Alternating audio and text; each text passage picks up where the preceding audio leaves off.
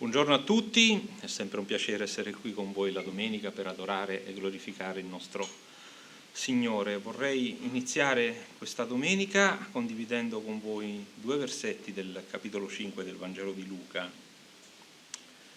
che fanno così. È Gesù che parla e dice: non sono i sani che hanno bisogno del medico, bensì i malati. Io non sono venuto a chiamare dei giusti, ma dei peccatori al ravvedimento. Il ravvedimento nel Vangelo di Luca è un concetto che ritorna spesso, ci vorrebbe tanto tempo per analizzare ciò che è il ravvedimento, che cosa significa ravvedimento per Luca nel profondo.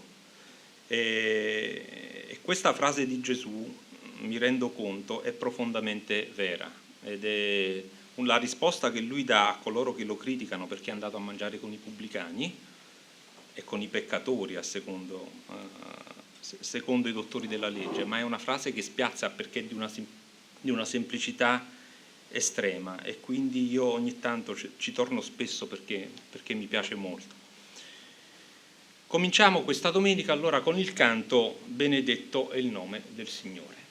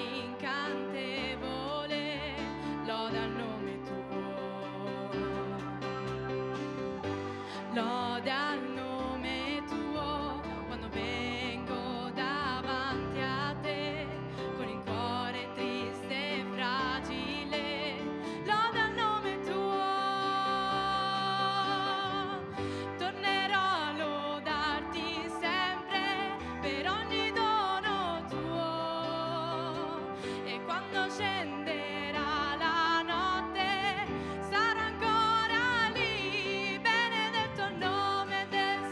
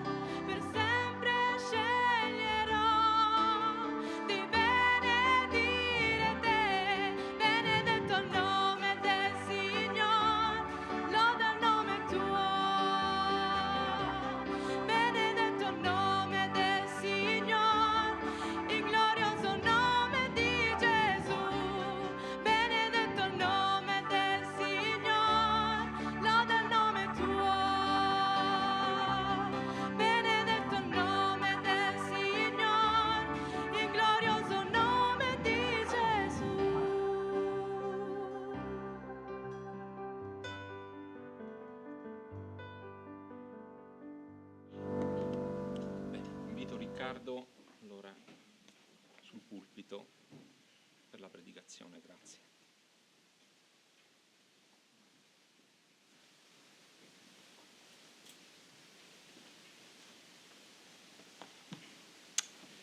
Amare è difficile, lo sapevi?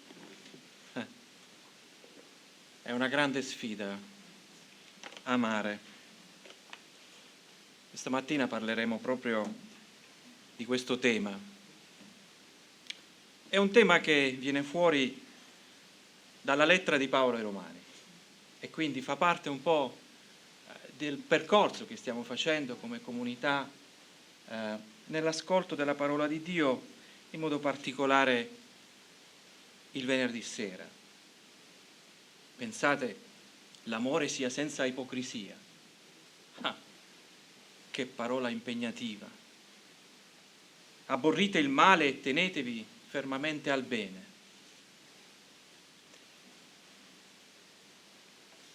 Se dovessimo andare ad un dizionario, scopriremmo che l'amore è un sentimento intenso e profondo rivolto verso una persona, un animale, un oggetto e anche verso un ideale. Comprendiamo subito da una definizione semplice come questa quanto sia vasto e complesso l'argomento, è difficile anche da delimitare i propri confini. Dall'amore si parla da secoli, si sono scritti romanzi, opere, canti, è il tema più studiato dagli psicologi. Sì.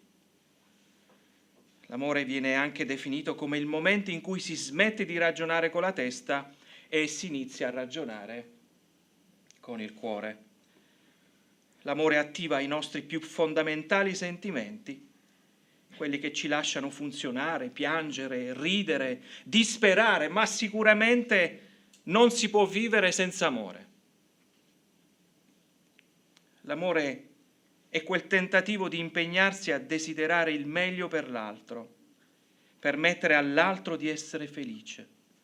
È un vero salto nel buio.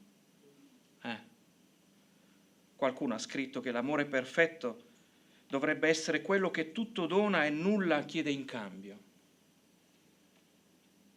L'amore è passione, possiede tanti linguaggi, ma in realtà si tratta di una scelta. Si perdona chi sbaglia, si dà fiducia a chi ci ha deluso. L'amore è anche nel rispetto delle idee. L'amore è accettare gli altri senza pretendere di cambiarle. Ho solo digitato su Google cos'è l'amore. Però adesso andiamo alla parola. Per coloro che ci seguono il venerdì, siamo arrivati alla conclusione del capitolo 11 e poi ci siamo introdotti proprio questo venerdì al capitolo 12. È come se ci siamo trovati in un'area di applicazione, sapete? È un po' come chiedere a uno studente universitario, magari prendiamo medicina, credo che faccia 5 anni, e poi inizia, dopo l'università, a fare dei corsi di specializzazione. E così entra in una clinica, viene affiancato chiaramente dalle persone competenti e incomincia a muovere le mani,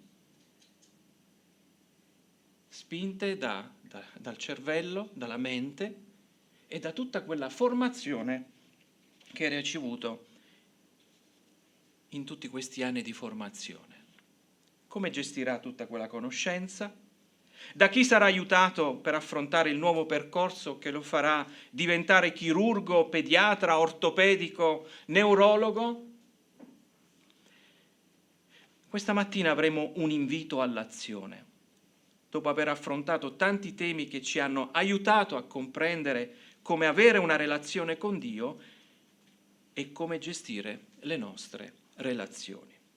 L'Apostolo scrive e viene, in un certo senso, in modo simbolico, scrive ad una chiesa, ad una comunità, quella in Roma, che si preoccupava molto di fare distinzioni. Sappiamo che era una comunità caratterizzata da giudei e greci, giudei e gentili, quindi diverse culture, chiaramente oltre quella locale. Lo sforzo dell'Apostolo e la sua preoccupazione non era quello di far cambiare solo i loro comportamenti, ma capire da dove venivano questi comportamenti. E quindi, come sappiamo, vengono dalla mente e dal cuore. Cosa leggiamo nel Vangelo di Luca, che apre un po' la riflessione di oggi? Capitolo 6, versetto 45, l'uomo buono dal buon tesoro del suo cuore tira fuori il bene e l'uomo malvagio dal malvagio tesoro del suo cuore tira fuori il male, perché dall'abbondanza del cuore parla la sua bocca. Tirar fuori dal cuore, potremmo dire che è il tema di oggi. Cosa c'è dentro il nostro cuore?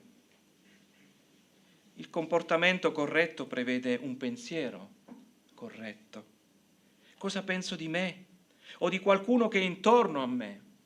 A volte leggiamo la Bibbia e non teniamo in considerazione tutto il consiglio di Dio. Andiamo in essa per trovare chiaramente ristoro, pace, ma a volte lasciamo perdere tutto il consiglio di Dio e prendiamo una parte di questo consiglio. E così siamo, se vogliamo dire, subito indirizzati ad una riflessione proprio con quel versetto 9 del capitolo 12 che vorrei rileggere. Capitolo 12, versetto 9, l'amore, ecco, sia senza ipocrisia. Abborrite il male e attenetevi fermamente al bene. È come dire, dalla teoria, 11 capitoli, adesso inizia la pratica. Sarà il versetto che farà da cerniera al nostro ragionamento, che aprirà una discussione come sarà anche chiuso, affinché non ci sfugga che l'amore ha bisogno di correttivi, perché questi correttivi provengono da Dio. Cosa vorrà Dio da ciascuno di noi prima di esaminare alcuni versetti? Dio credo che voglia riunire cuore, mente e corpo in unica unità, perché il peccato è come una bomba, tira le sue schegge e separa e distrugge. La grazia di Dio tende a riunificare tutto, a rimettere insieme i pezzi, i cocci. Pensate che la nostra vita, la nostra anima è connessa alla buona creazione di Dio. Noi pensiamo sempre che quella non c'entra niente con noi, invece siamo parte integrante di questo progetto che Dio sta redimendo, in un certo senso, prima attraverso le nostre vite e poi iniziando anche con la creazione. Capitolo 12 di Romani, leggiamo la seconda parte che va dal versetto 9 al versetto 21. L'amore sia senza ipocrisia, abborrite il male e attenetevi fermamente al bene. Quanto all'amore fraterno, siate pieni di affetto gli uni per gli altri. Quanto all'onore, fate a gara nel rendervelo reciprocamente. Quanto allo zelo, non siate pigri, siate ferventi nello spirito, servite il Signore. Siate allegri nella speranza, pazienti nella tribolazione, perseveranti nella preghiera, provvedendo alle necessità dei santi, esercitando con premura l'ospitalità. Benediti quelli che vi perseguitano, benedite e non maledite. Rallegratevi con quelli che sono allegri, piangete con quelli che piangono. Abbiate tra di voi un medesimo sentimento, non aspirate alle cose alte, ma lasciatevi attrarre dalle umili, non vi stimate saggi da voi stessi. Non rendete a nessuno male per male, impegnatevi a fare il bene davanti a tutti gli uomini, se possibile. Per quanto dipende da voi, guardate quanto è pastorale questo passaggio. Paolo non conosce questi credenti, li visiterà, ma non li conosce ancora. Se è possibile, per quanto dipende da voi, vivete in pace con tutti gli uomini. Non fate le vostre vendette, miei cari, ma cedete il posto all'ira di Dio, poiché sta scritto: a me la vendetta, io darò la retribuzione, dice il Signore. Anzi, se il tuo nemico ha fame, dagli da mangiare. Se lui ha sete, dagli da bere, poiché facendo così tu radunerai dei carboni accesi sul suo capo. Non lasciarti vincere dal male, ma vinci il male con il bene. Preghiamo. Signore, come troverà il nostro cuore questa mattina di fronte ad un amore sincero? È quell'amore che abbiamo conosciuto da te. E credo questa mattina la sfida è a imitarlo, nonostante conosci anche il nostro cuore com'è. È un cuore che in qualche modo è condizionato da altro. E a volte questo cuore non permette delle azioni, dei comportamenti consoni nelle nostre relazioni. Allora cosa possiamo fare? Cosa possiamo chiederti attraverso l'opera del tuo Spirito? Che la tua parola possa parlarci, che essa possa ricondurre i nostri passi nella direzione di un amore difficile, è vero, ma possibile. È quello che tu ci hai fatto vedere. Così benedici questo tempo, benedici il nostro stare insieme, che possiamo essere fortificati dalla tua parola. E soprattutto ti ringraziamo nel nome di Gesù. Amen. Il primo impatto è che l'amore sia. È un ordine. E c'è anche la caratteristica di quest'ordine. È come un ordine militare. Gli ordini militari devono essere semplici ed efficaci e chiari, sia senza ipocrisia. Possiamo dire che l'Apostolo fornisce un elemento di genuinità al concetto dell'amore. L'ipocrisia è una dualità che attiviamo quando ciò che pensiamo nel cuore non corrisponde a ciò che facciamo o diciamo nelle relazioni con altre persone. E se non possiamo arrivare a nascondere questa dualità, che Dio non vuole, allora attiviamo la bugia.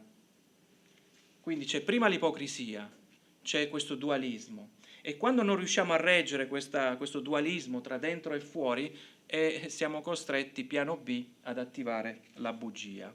La bugia ci offre quel famoso senso di sicurezza che ci rende persone migliori agli occhi degli altri, perché riconosciamo che è difficile cambiare noi stessi. Vorrei essere migliore, ma non ci riesco.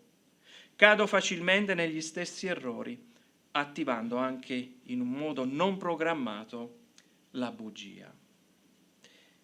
È proprio nella relazione con Dio che incominciamo a conoscere l'amore genuino, affinché l'amore sia senza ipocrisia. È proprio nella relazione con Dio che inizia quella trasformazione che l'Apostolo ci ha fatto vedere in 11 capitoli. Abbiamo avuto a disposizione 11 capitoli. Capitolo 1, la condizione generale dell'uomo. Capitolo 3, la realtà del peccato. Capitoli successivi, la giustificazione. Poi c'è un elemento teologico da 9 a 11. Cosa ne sarà di Israele? O cos'è la Chiesa, possiamo dire. Quindi ci sono argomenti pregnanti, forti, importanti. E poi al capitolo 12 ritorniamo al nostro pane quotidiano. Questa è la fede. Un Vangelo che informa e che trasforma. Abborrite il male, attenetevi fermamente al bene. Non so cosa pensate, ma sembra che l'Apostolo ci sta incanalando nella direzione della mente di Dio. Come lui pensa, agisce. Facciamolo pure noi. Si odia ciò che lui odia, ci si aggrappa al bene. Attenersi fermamente, dice il testo, ci dà il senso di aggrapparsi a tutti i costi a qualcosa. Qualcuno qualche volta, prima di cadere in un precipizio, si è afferrato a un dirupo. Spesso abbiamo sentito queste notizie. Si è salvato perché si è aggrappato. Bene, questo è il senso che Paolo ci sta dicendo al bene. Aggrappati a tutti i costi, perché dipende anche la tua vita.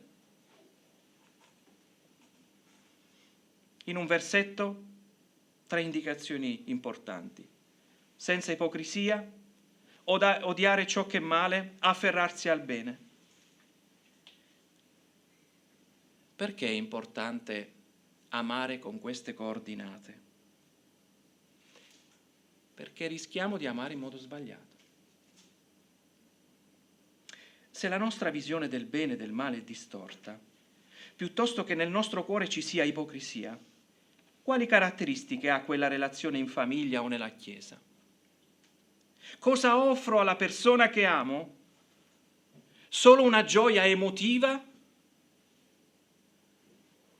Oppure gli do il meglio per quella persona? Se devo dare il meglio per quella persona, devo tener conto di questi tre elementi: un amore senza ipocrisia, odiare il male e afferrarsi al bene.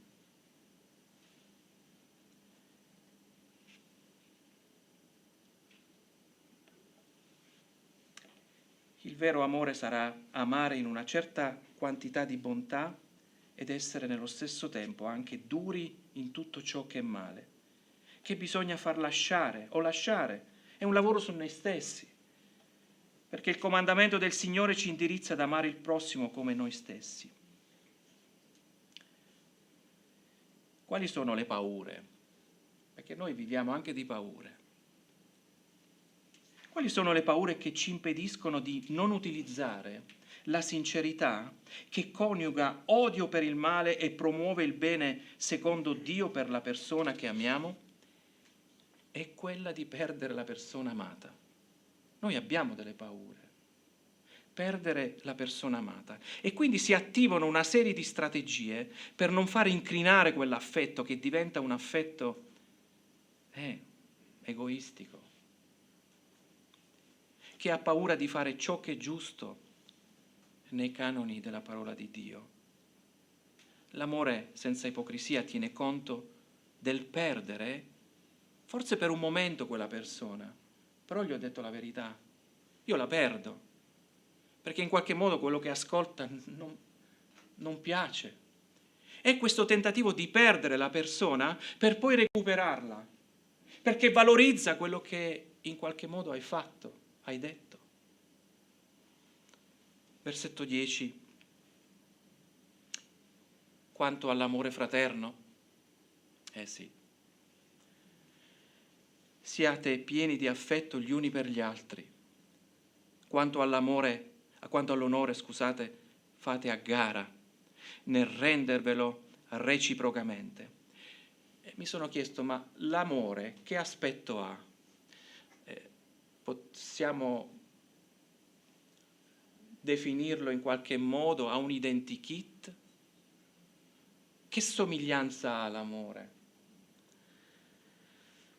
Da qui in poi l'amore incomincia ad avere un volto, come se fosse possibile ricostruire un'immagine, perché il vero amore è fortemente impegnato, direi ostinatamente impegnato. Siamo consapevoli che in una fede comune in Gesù Cristo siamo tutti imparentati? Non ci voleva Gaetano che dice: mo scendo, vi abbraccio tutti. Ma è vero, guardate che noi siamo imparentati. E che Padre celeste, e che Padre che abbiamo, E quanto sangue è stato versato per questa parentela.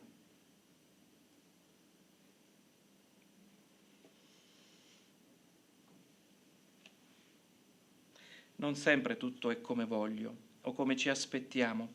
L'Apostolo ci fornisce due ulteriori aspetti descrittivi dell'amore. Siate devoti nell'affetto, pieni di affetto, e rivolgete quella devozione nella Chiesa come siete abituati a fare in altri contesti, in particolare quello familiare.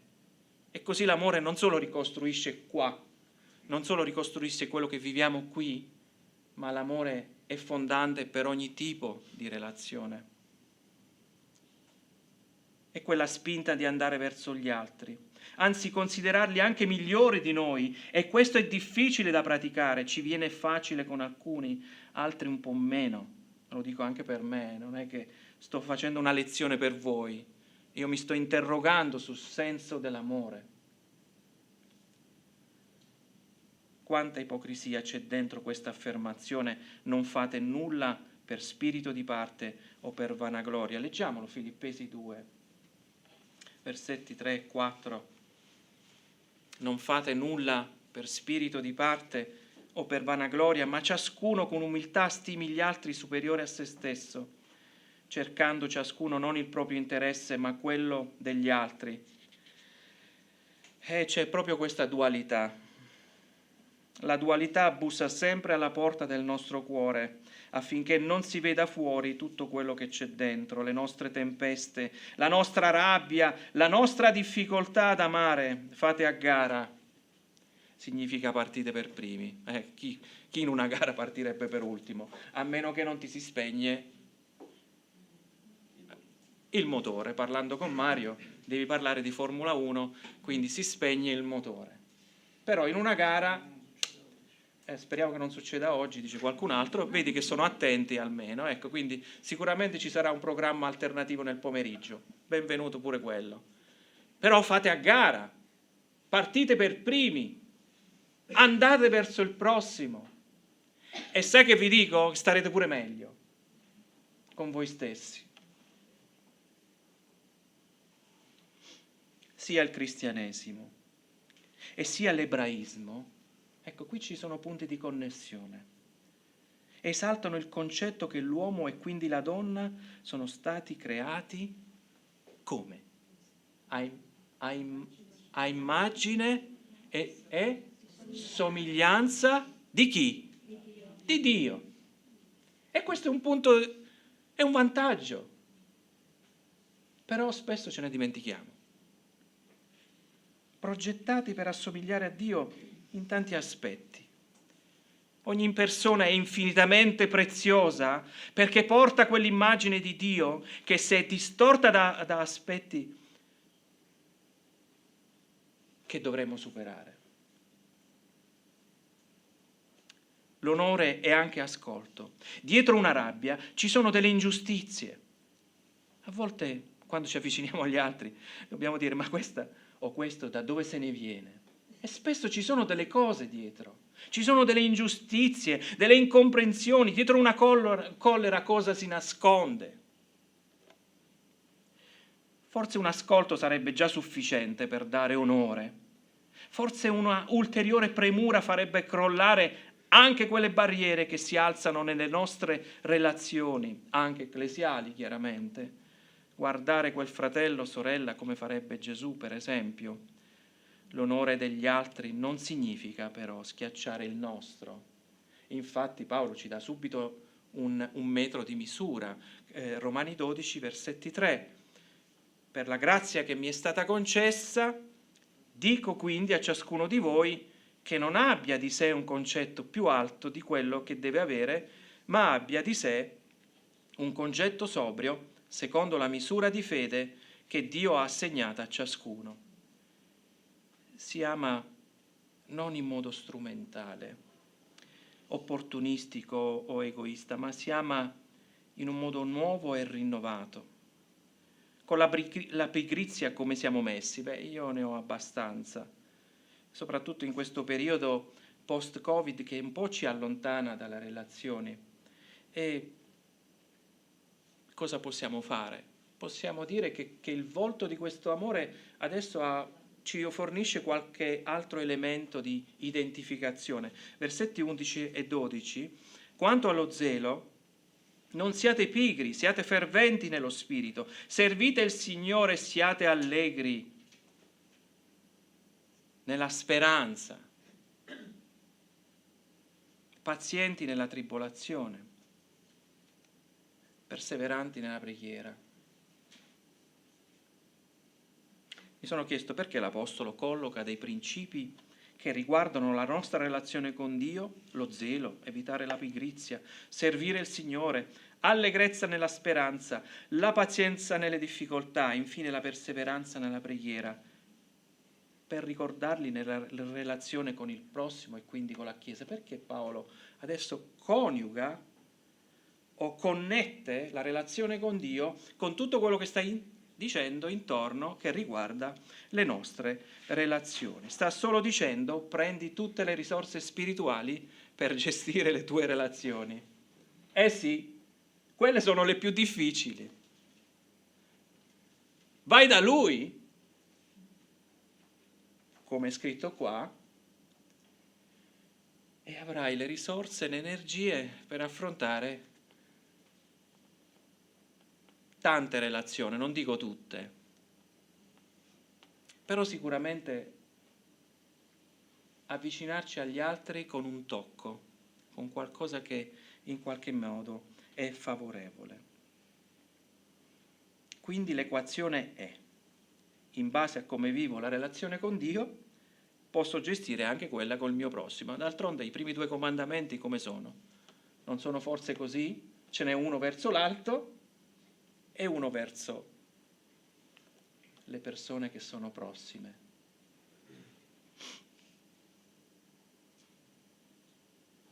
Il vero amore coniuga il sentimento con l'azione. Siamo chiamati ad entrare in empatia con chi il Signore ha salvato, perché anche quest'ultimo porta l'immagine del Creatore ed è nella stessa condizione della nostra. Ha avuto bisogno di un Salvatore di nome Gesù, che è anche il Signore. Ritornando all'empatia, come possiamo definirla? In psicologia è la capacità di porsi in maniera immediata nello stato d'animo o nella situazione di una persona con nessuna o scarsa partecipazione emotiva. Nella critica d'arte e nella pubblicità l'empatia è quella capacità di coinvolgere emotivamente il fruitore con un messaggio in cui lo stesso è portato a immedesimarsi, e con questa strategia si vende pure. È così.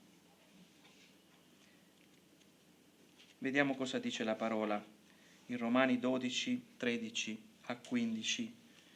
Provvedendo alle necessità dei santi, esercitando con premura l'ospitalità, benedite quelli che vi perseguitano, benedite e non maledite. Rallegratevi con quelli che sono allegri, piangete con quelli che piangono. Il vero amore coniuga il sentimento con l'azione. Si provvede a ciò che manca agli altri, si accoglie con premura nell'ospitalità, ci si rallegra con coloro che sono nella gioia, si piange con chi è nel dolore, si piange con chi piange. Vediamo che l'amore integra, non è un sentimento l'amore, sapete? Ma integra i nostri sentimenti. I nostri sentimenti sono proprio la gioia, la rabbia, il dolore. Ci sono tante altre cose che sono i sentimenti. L'amore è tutt'altra cosa, è uno strumento che ci porta verso gli altri. La famiglia spirituale. La Chiesa fa questo sforzo ancor più grande di integrare tutti con un amore senza ipocrisia, rifiutando il male, il peccato, accogliendo e afferrandosi al bene. Pensate che sia facile rallegrarsi con chi è allegro? È vero, ci viene anche da fare. Ripeto la domanda, pensate che sia facile rallegrarsi con chi è nella gioia? A volte siamo condizionati dal fatto che quella gioia dovrebbe essere la nostra. Eh sì. Perché a lui sì, a me no? Guardate, io qualche volta l'ho pensato, mi è passato sulla testa, probabilmente. Amare non è facile, perché amare è senza ipocrisia. L'amore è azione, per il semplice motivo che combattiamo contro le nostre resistenze che provengono dalla radice, dal peccato, che in un contesto ha generato la morte non solo fisica, ma anche spirituale, e che ha distorto, e qui il problema, il senso e la profondità dell'amore sincero e non ipocrita. ci rendiamo conto che benedire anche chi ci maledice è cosa difficile, umanamente impossibile. Allora, affinché ci sia un amore senza ipocrisia, piuttosto un amore in azione, cosa è necessario? È necessario mettersi in discussione davanti a Dio. E questo lavoro che Paolo esorta a fare avviene non con delle pretese. Guardate che Paolo a Galati è stato molto più forte. Qui non, perché li conosceva, li aveva incontrati. Ma qui Paolo ancora non li conosce. E qual è la strategia di Paolo? Vi esorto dunque, fratelli, sta dicendo, guardate che avete gli strumenti per cambiare. Con questo fratelli. E poi, per la misericordia di Dio. E perché Dio ha usato misericordia con voi, fate lo stesso. E questa è una strategia di comunicazione saggia. Perché non alza le barriere. Spesso a volte come ci presentiamo agli altri, subito si alzano le barriere. E invece mi piace qua Paolo che ha capito, si è connesso con dei fratelli sconosciuti nella maniera più appropriata. Vi esorto dunque, fratelli, per la misericordia di Dio. E qui tutti hanno capito. Perché hanno ricevuto misericordia da Dio. Allora il Vangelo prima informa e poi un messaggio che trasforma, affinché lo specializzando spirituale, consentitemi questo termine, sappia utilizzare la sua conoscenza e renderla pratica. Vorrei che ci lasciassimo con alcuni principi. 1. Se Dio è stato paziente con noi, mi riferisco prima che lo conoscessimo e ci ha portato alla salvezza, egli di fatto ha trattenuto il suo giudizio, anzi lo ha rimosso e lo ha indirizzato alla croce, quello nostro, proprio quello nostro, nel momento in cui abbiamo preso coscienza della nostra condizione di rottura davanti a Dio e della sua immediata riconciliazione. Primo aspetto. Secondo, quando incontriamo una persona, che sia nella Chiesa o fuori di essa, dobbiamo ricordare che è nella nostra stessa posizione davanti a Dio. Ha bisogno del suo perdono e se noi lo abbiamo già beneficiato, non eravamo migliori, ma solo perché Dio ci ha fatto grazia e ci ha posto nella condizione di credere. Terzo aspetto, il Vangelo ci permette di andare verso il prossimo anche quando questo prossimo è il tuo nemico. Guardate il paradosso, dato che ultimamente abbiamo parlato di paradossi. Persone ostili, umanamente da maledire e biblicamente da benedire nonostante tutto. Perché sia possibile bisogna ricordare che Dio, il giudice di quella persona, e non ha bisogno lui come giudice di un aiuto giudice. Questo è il suo lavoro e non è il nostro. È il suo lavoro per questo mondo, perché è il suo mondo, ancora è il suo mondo, e lo sarà il suo mondo. Egli farà giustizia anche per noi e lo farà nel modo migliore di come noi riusciremmo a farlo. Ecco perché in certe situazioni non risolte si esercita il perdono a prescindere, perché lasciamo quel caso disperato nelle mani del Signore. Ci fidiamo di un Dio giusto? Direi di no. A volte ci è difficile crederlo. Se Dio è stato così esigente verso il peccato utilizzando lo strumento e la realtà della croce in capo al proprio figlio, come non giudicherà ogni singolo peccato? Ingiustizia con la stessa intensità e zelo. Pertanto, come terzo aspetto, lasciamo Dio la libertà di giudicare perché non ha bisogno di aiuto, in quanto è perfettamente santo da far sempre la cosa giusta.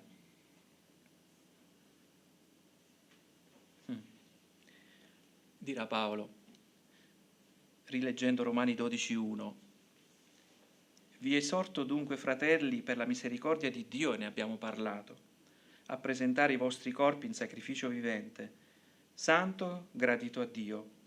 E il versetto è finito. È finito?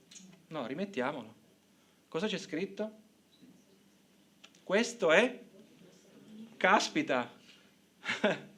Caspita che culto! Noi siamo abituati a questo culto.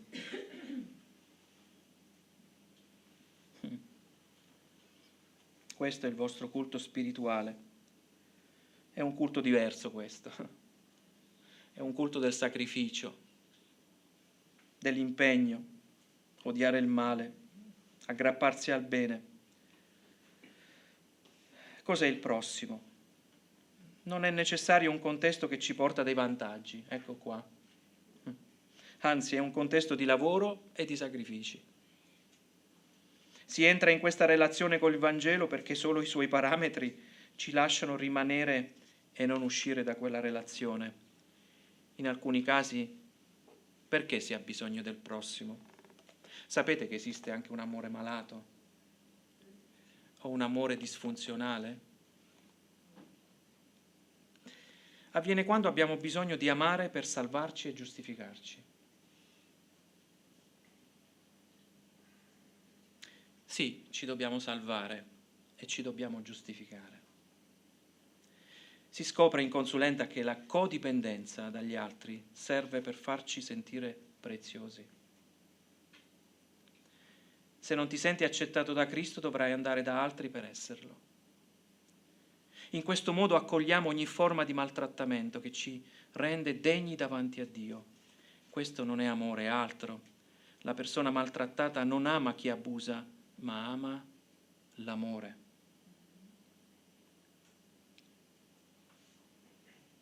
La persona maltrattata è troppo egoista per dire la verità all'aggressore, perché rischia di perderla. È solo un accenno, ma un piccolo accenno, a come l'amore può essere deviato. Ora vorrei concludere e fornire un riferimento di una persona che ha saputo amare in modo tale che possiamo imparare da lui. E chiaramente dobbiamo andare a Filippesi un'altra volta. Capitolo 2, questa volta leggiamo versetti da 5 a 7 di Filippesi 2. Abbiate in voi lo stesso sentimento che è stato anche in Cristo Gesù, il quale, pur essendo in forma di Dio, non considerò l'essere uguale a Dio qualcosa a cui aggrapparsi gelosamente, ma svuotò se stesso, prendendo forma di servo, divenendo simile agli uomini, trovato esteriormente come un uomo, umiliò se stesso, facendosi ubbidiente fino alla morte e alla morte della croce. Si ama gli altri in modo da obbedire a Dio, e tutto ciò che non lo è e non segue questi parametri non è amore. Quantomeno è un amore viziato, ipocrita, che non vuole fare i conti con la verità. Cristo ha fatto altro, non si è guadagnato l'amore del Padre, quanto lo ha espresso in armonia alla volontà del Padre, che è buona, santa e accettevole anche per noi. Ha agito in vista dell'amore, quello verso di noi. Insomma, è un amore sacrificale. È questo che ci dobbiamo ricordare. Noi amiamo in modo sacrificale. È un amore senza ipocrisia. Gesù ha aborrito il male, lo ha visto perché quello era destinato a noi, lo ha preso su di sé, si è separato dal Padre, pensate, per gestire quel momento, quel nostro peccato, si è separato dal Padre, alla croce lo ha gestito, per poi offrire a tutti gli uomini un'ancora a cui aggrapparsi, lasciarsi afferrare al bene e farci sperimentare il suo amore e poter esprimere questo amore in tutta la realtà creata. Che Dio ci benedica.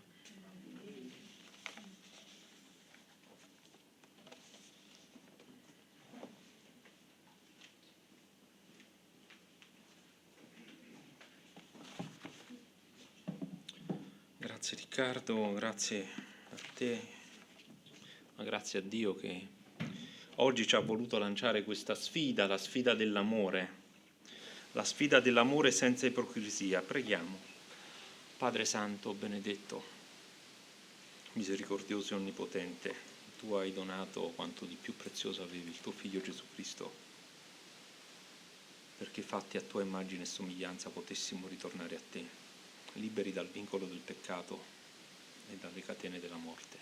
Lode e gloria a te, Signore, nel nome potente di Cristo. Amen. Continuiamo a lodare Cristo oggi con il secondo canto di questa giornata, Dio grande Dio. 113 se non erro.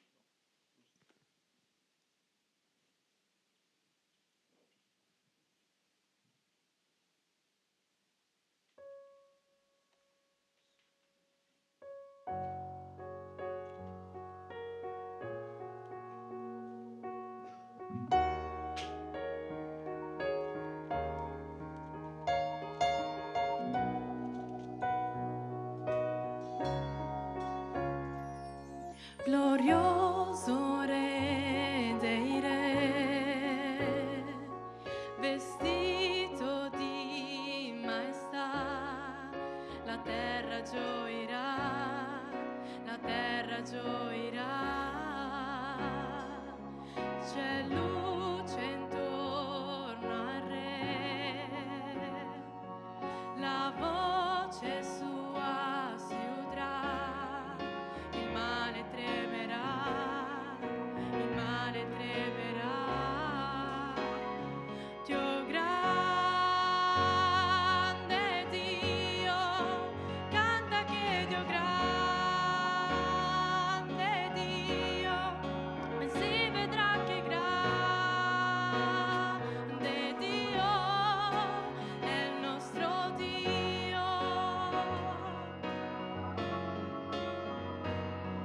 Il tempo è in mano a te, eterno senza età, principio e fine sei, principio e fine sei,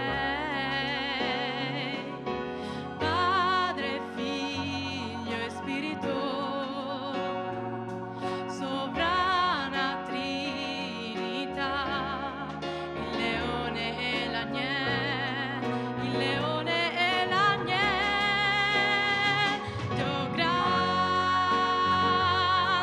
Dio, canta che Dio grande Dio, e si vedrà che grande Dio è il nostro Dio.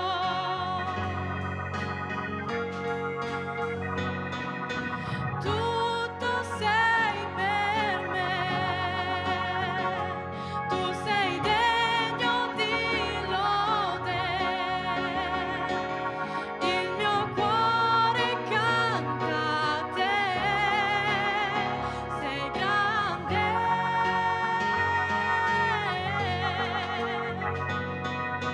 Tutto sei per me,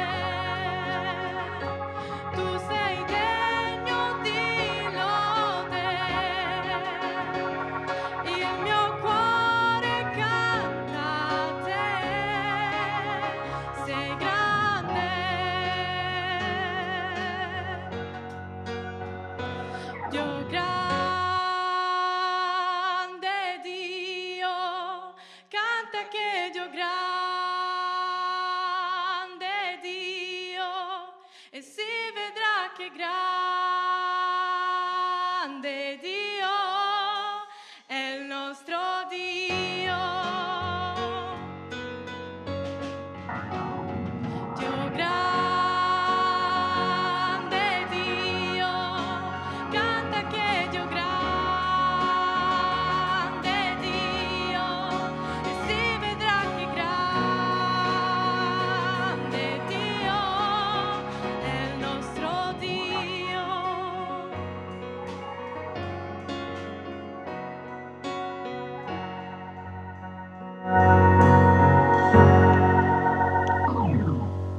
questo canto chiudiamo il collegamento per chi ci segue da casa, ringraziandoli per averci seguito e invitandoli sempre ad unirci a noi qui la domenica, a seguirci poi negli altri appuntamenti da casa. Grazie.